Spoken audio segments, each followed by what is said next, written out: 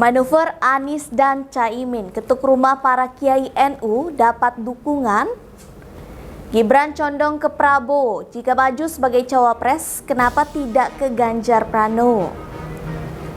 Hasil survei indikator, Prabowo jadi presiden bila head to head dengan Ganjar. Hasil survei terbaru, Anies Baswedan dekati Prabowo Subianto, Ganjar anjlok di Jabar.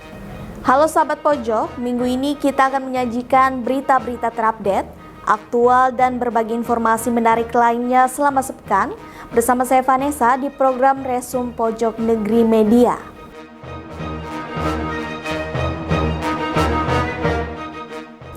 Kita awali berita sepekan kali ini dengan membahas manuver Capres dan Cawapres Anies Baswedan dan Muhaimin Iskandar yang melakukan safari politik untuk mencari dukungan pada pemilu 2024 mendatang. Kali ini, Anies dan Caimin mendatangi sejumlah pondok pesantren. Hal ini dilakukan untuk mencari dukungan kepada para ulama atau kiai.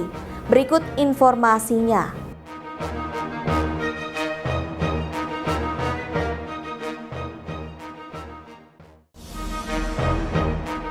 Tengok manuver Anies Baswedan dan Caimin ketuk rumah para kiai NU di Tanah Jawa. Apakah Anies dan Caimin mendapat dukungan untuk Pilpres 2024? Anies Baswedan mengatakan bahwa dia sengaja kembali datang ke Sarang untuk menyambung silaturahim dengan Kiai Haji Muhammad Najih Maimun dan segenap keluarga mendiang Mbah Maimun Zubair. Selain itu, ia juga memohon nasihat dan doa atas amanah besar yang sedang dia emban sebagai bacawa pres. Syukur sekali bisa berjumpa semua dengan keluarga, bahkan ketemu dengan santri-santrinya. Insya Allah ini menjadi bekal perjalanan kami ke depan. Dipesankan untuk selalu dekat kepada Allah, selalu jangan lewatkan zikirnya, jangan lewatkan salawatnya, istighfar. Untuk diketahui, Anies tiba di Kompleks PP Al-Anwar Sarang pada pukul 15.15 waktu Indonesia Barat. Dia disambut dengan lantunan salawat Tola Al-Badru Alaina dari para santri yang berbaris sepanjang jalan. Usai menyampaikan sekelumit pidato di hadapan para santri dan menyambangi kediaman keluarga Mbah Mun, Anies mengunjungi pondok pesantren Mahadul Ulum Asyariah Mus Sarang. Namun kunjungan ke Mus hanya berlangsung sekitar 5 menit sebelum Anies meninggalkan Sarang dan melanjutkan perjalanan. Para santri pria itu menjawab doa dari Kiai dan pengasuh pondok pesantren Al-Anwar Sarang, Kiai Haji Muhammad Najih Maimun. Gus Najih yang merupakan putra dari mendiang Kiai Haji Maimun Zubair mendoakan agar Anies Baswedan bisa terpilih menjadi Presiden Republik Indonesia dalam Pilpres 2024 mendatang.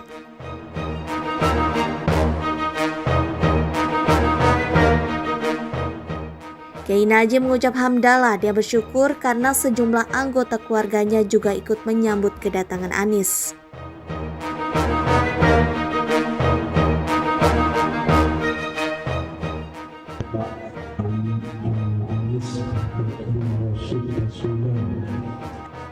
Sudah pernah suami makmum, berkah suami pembangun, jadi gubernur DKI.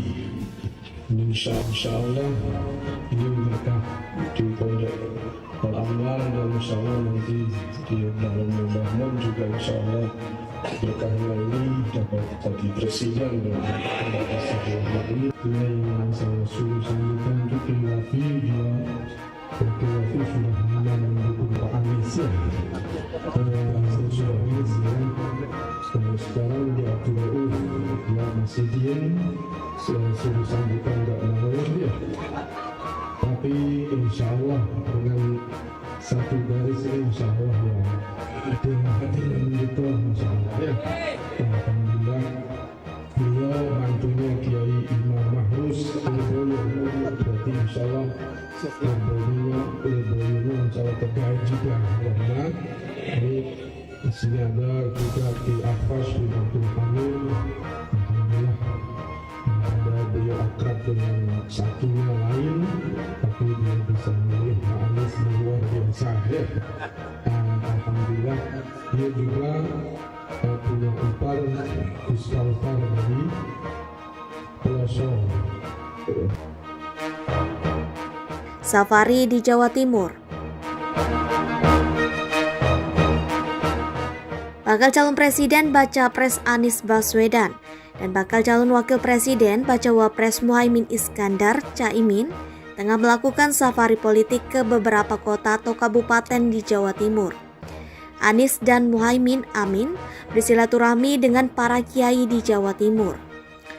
Baca pres dan bacawa pres dari Koalisi Perubahan untuk Persatuan ini pun mengaku didukung para kiai sepuh Jawa Timur untuk maju pemilihan presiden Pilpres 2024. Hal itu diutarakan usai keduanya bertemu dan bersilaturahmi dengan para kiai sepuh Jawa Timur di Kompleks Pondok Pesantren Mambaul Ma'rif, Jombang, Jawa Timur, Jumat 29 September 2023.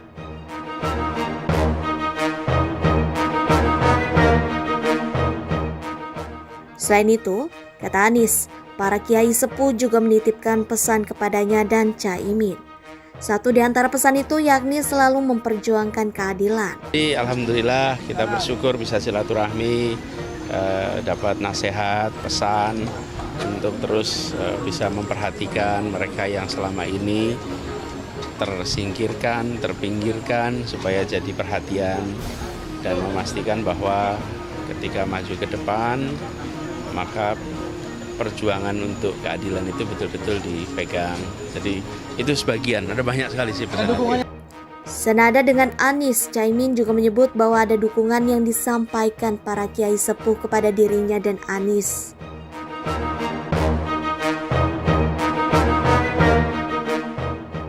Caimin menambahkan bahwa dirinya dan Anies dititipkan pesan perjuangan politik Ahlus Sunnah wal Jamaah. Rata-rata memesankan titip perjuangan NU, perjuangan Ahlus Sunnah wal Jamaah, perjuangan pesantren-pesantren agar terus mendapatkan perhatian dari pemerintah. Diberitakan sebelumnya, baca pres dan bacawa pres Anies Baswedan dan Muhaimin Iskandar Caimin bertemu sejumlah kiai sepuh Jawa Timur.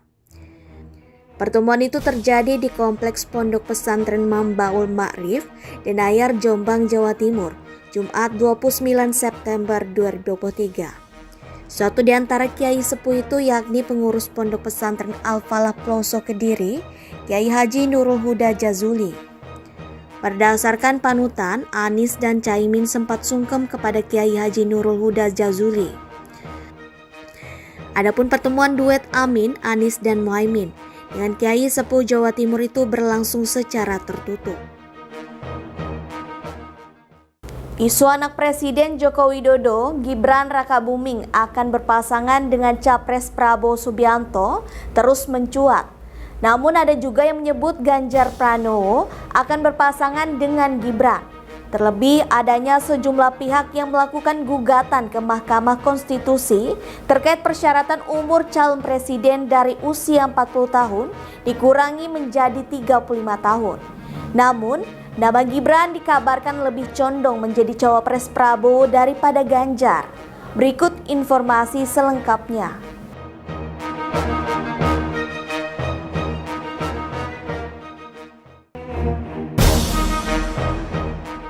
Gibran Rakabuming Raka menjadi komoditi panas pada bursa bakal calon wakil presiden di Pilpres 2024. Sosok anak pertama Presiden Joko Widodo ini terus dikaitkan dengan sejumlah bakal calon presiden seperti Prabowo Subianto maupun Ganjar Pranowo.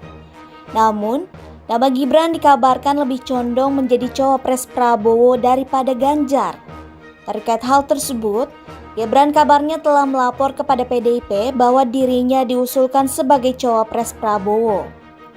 Hal ini disampaikan oleh Sekretaris Jenderal Sekjen PDIP Hasto Kristianto. Menurut Hasto, laporan-laporan itu disampaikan Gibran dalam beberapa pertemuan internal partai. Menurut dia, pihaknya hanya menunggu jadwal pendaftaran capres dan cawapres di KPU pada 19 hingga 25 Oktober mendatang. Sementara itu, Gibran menegaskan dirinya akan tetap menunggu arahan Ketua Umum PDIP Megawati Soekarno Putri soal arah dukungannya di Pilpres 2024. Ya itu, intinya saya kan ikut keputusan dari Ibu Ketua Umum.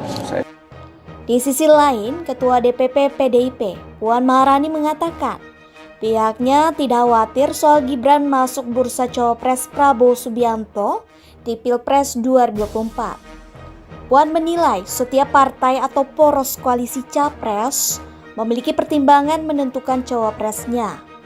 Namun, semua itu bergantung pada figur yang dipinang. Ya kan, yang meminang kan punya pertimbangan tertentu. Tinggal yang dipinang mau atau enggak, itu aja kan.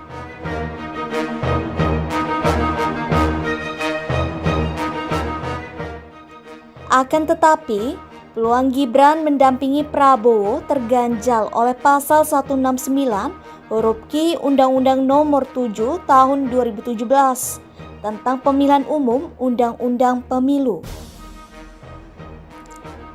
Di pasal tersebut tertulis bahwa persyaratan menjadi presiden dan wakil presiden berusia 40 tahun.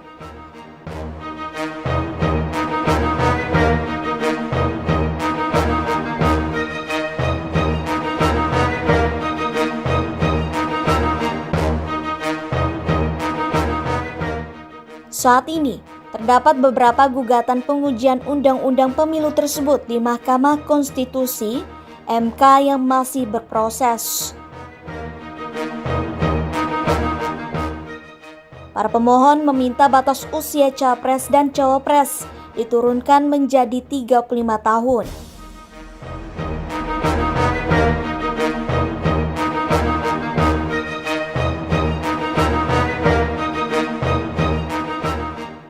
Adapun saat ini, Prabowo telah dilengkapi dengan dukungan Partai Golkar, Partai Demokrat, Partai Amanat Nasional PAN, dan Partai Bulan Bintang.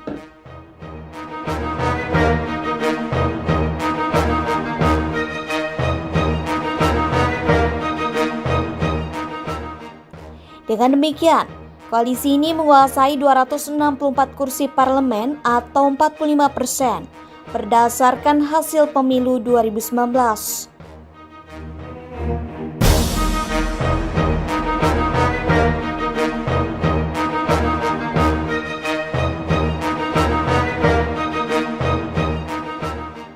Ya, Prabowo kini hanya tinggal menetapkan siapa cawapres yang akan mendampinginya.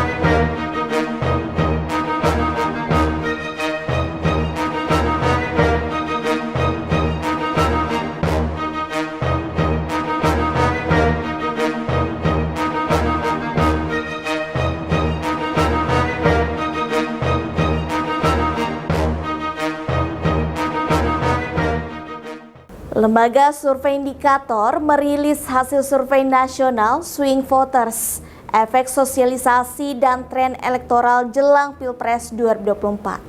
Untuk 3 kandidat terkuat di Pilpres 2024, namun kali ini LSI melakukan simulasi 2 nama antara Prabowo Subianto menjadi sosok yang lebih unggul dan hasil simulasi antara Ganjar Pranowo dan Prabowo Subianto. Prabowo Subianto berhasil unggul karena mayoritas suara Anies Baswedan mengarah ke Prabowo. Berikut informasinya.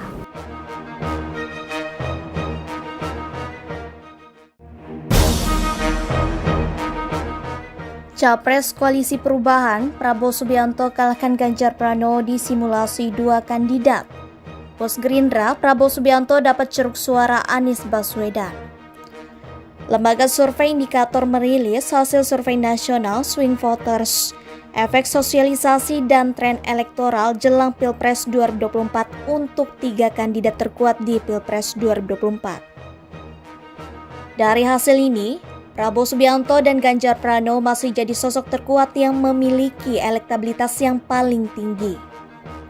Jika melakukan simulasi 3 kandidat, Ganjar Pranowo masih memiliki elektabilitas tertinggi dibandingkan dengan Prabowo Subianto dan Anies Baswedan. Namun, jika melakukan uji simulasi 2 nama antara, Prabowo Subianto menjadi sosok yang lebih unggul. Bahkan, saat simulasi antara Ganjar Pranowo dan Prabowo Subianto berhasil unggul dan mayoritas suara Anies Baswedan mengarah ke Prabowo. Saat melakukan uji elektabilitas 2 nama, Prabowo Subianto masih menjadi sosok yang paling kuat. Berdasarkan hasil survei simulasi 2 nama calon presiden, elektabilitas Prabowo Subianto unggul sebesar 45,3% atas Ganjar Pranowo 41,2%.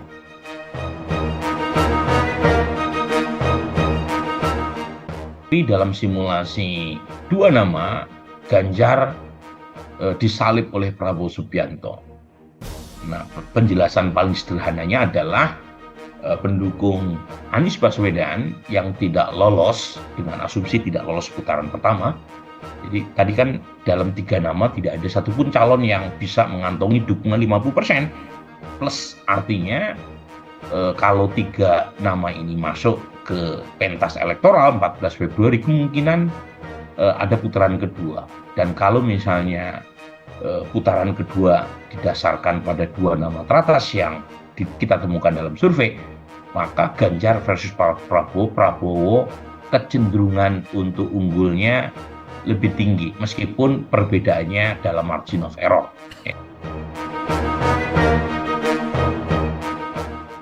Terdata dalam survei masih ada sebesar 13,6% suara yang masih mengambang dan dimungkinkan akan sangat mungkin adanya perubahan. Makanya topik kita kali ini kan swing voters ya. Nah, swing voters itu kan bisa didefinisikan melalui 2 pengukuran ya. Yang pertama adalah mereka yang sudah punya pilihan. Nah, kita punya itu pertanyaan itu di bagian setelah ini kita akan ulas.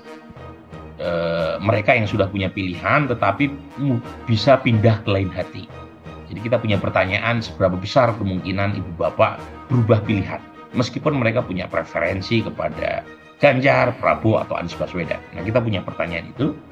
Nah, kemudian yang kedua adalah undecided voters, mereka yang belum menentukan pilihan. Nah, di survei terakhir kami ada 13% yang belum menentukan pilihan. Jadi kalau digabung antara mereka yang mudah pindah ke lain hati plus mereka yang belum menentukan pilihan atau minimal belum mengungkapkan pilihan capresnya siapa, itu sangat besar potensi terjadinya perubahan. Adapun yang menarik dalam survei indikator simulasi head-to-head ini, selisihnya hanya 4% antara Ganjar versus Prabowo. Pak Prabowo head-to-head melawan Ganjar lagi-lagi unggul bahkan sampai akhir 2022. Intinya sampai September gitu ya. September 2022 itu Prabowo masih unggul meskipun trennya turun dibanding 2021 ya. Ganjar pelan tapi pasti menyalip. Burhanuddin juga menjelaskan adanya fenomena game changer yang membuat Prabowo lagi-lagi unggul jika dihadapkan dengan Ganjar lantaran adanya insiden PDIP dan Ganjar mencetak gol bunuh diri atas pernyataannya terkait Piala Dunia U20. Jadi di head to head, tetapi keunggulan Prabowo Subianto melawan Ganjar Pranowo itu mengalami penipisan dalam beberapa bulan terakhir. Dengan metode simple random sampling, ukuran sampel basis 1.200 responden memiliki margin of error sekitar 2,9%. Pada tingkat kepercayaannya 95%. Sebelumnya, peneliti utama indikator Burhanuddin Muhtadi menjelaskan untuk simulasi 3 nama, Ganjar Pranowo dan Prabowo Subianto hanya berselisih 4%. Nah, ini untuk 3 nama. Jadi 3 nama, Anies 21,5%, Ganjar 37%, Prabowo Subianto 33%. Hasil jajak pendapat itu diperoleh sebagai jawaban responden terkait pertanyaan jika pemilihan presiden diadakan sekarang. Siapa yang akan dipilih responden sebagai presiden berdasarkan nama-nama tersebut? Adapun populasi survei ini adalah warga negara Indonesia yang punya hak pilih dalam pemilihan umum, pemilu, yakni yang sudah berusia 17 tahun atau sudah menikah ketika survei dilakukan. Penarikan sampel menggunakan metode multi-state random sampling. Dalam survei ini, jumlah sampel basis sebanyak 1.200 yang berasal dari seluruh provinsi yang terdistribusi secara proporsional.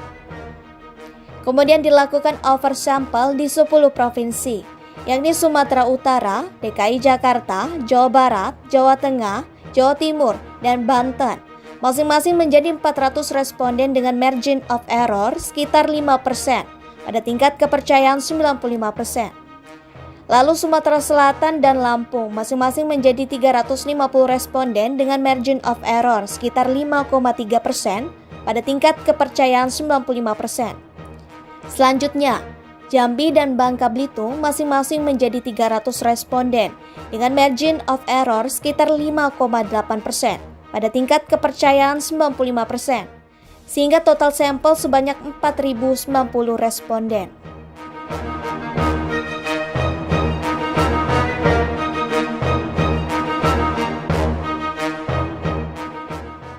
Jadi survei yang kami lakukan ini sampelnya 4.090 responden seluruh Indonesia. Dari hasil survei terbaru, Lingkar Survei Indonesia LSI DNIJA menunjukkan elektabilitas Prabowo Subianto mengungguli 2 bakal calon presiden lainnya di Jawa Barat. Bahkan Prabowo masih kokoh memimpin elektabilitas baik dalam simulasi perorangan maupun pasangan. Berikut informasinya.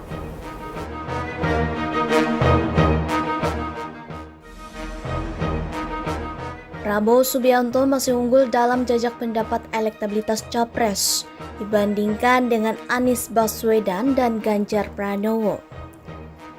Hasil survei terbaru Lingkar Survei Indonesia LSI DNIJA menunjukkan elektabilitas Prabowo Subianto mengungguli 2 bakal calon presiden lainnya di Jawa Barat. Direktur Eksekutif Citra Komunikasi LSI DNIJA, Toto Izul Fatah mengatakan, Prabowo masih kokoh memimpin elektabilitas baik dalam simulasi perorangan maupun pasangan. Untuk perorangan, Prabowo unggul 46,1%. Namun pada saat berpasangan dengan Erick Thohir, turun 3% menjadi 43,4%. Di urutan kedua, Anies Baswedan unggul di atas Ganjar Pranowo dengan 29,3%. Sama dengan Prabowo saat Anies berpasangan dengan Muhaimin Iskandar juga turun 4% menjadi 25,5%.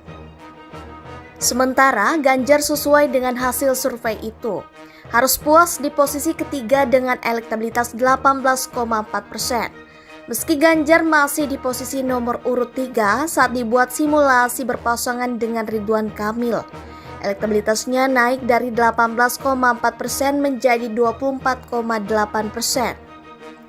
Begitu juga saat Ganjar berpasangan dengan Sandiaga Uno naik menjadi 20%. Toto membandingkan jika merujuk pada data survei LSI DNIJA setahun sebelumnya atau pada Februari 2022. Ketiga capres potensial ini memang sama-sama mengalami kenaikan. Prabowo naik dari 26% ke 46,1%. Kemudian Anies dari 17,3% ke 29,3%. Dan Ganjar dari sebelumnya 7,8% menjadi 18,4%. Menurut Toto, dari hasil analisis kualitatif, keunggulan Prabowo di posisi nomor 1 karena sudah pernah bertarung sebagai capres pada pemilu sebelumnya, di mana dia memang sudah unggul di Jawa Barat. Kedua, karena mesin Partai Gerindra juga sudah relatif bergerak.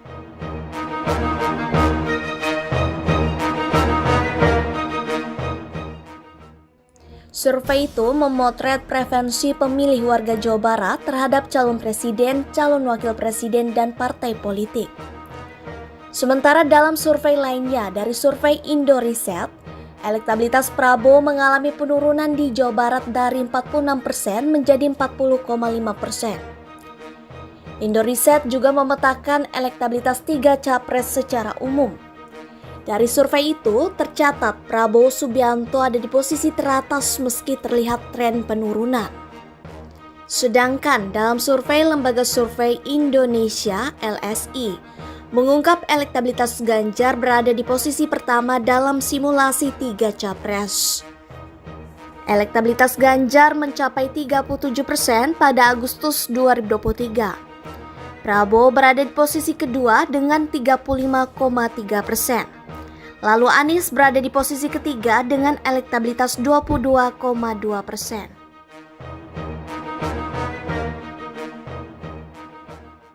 Itu tadi berita terhangat selama sepekan ini.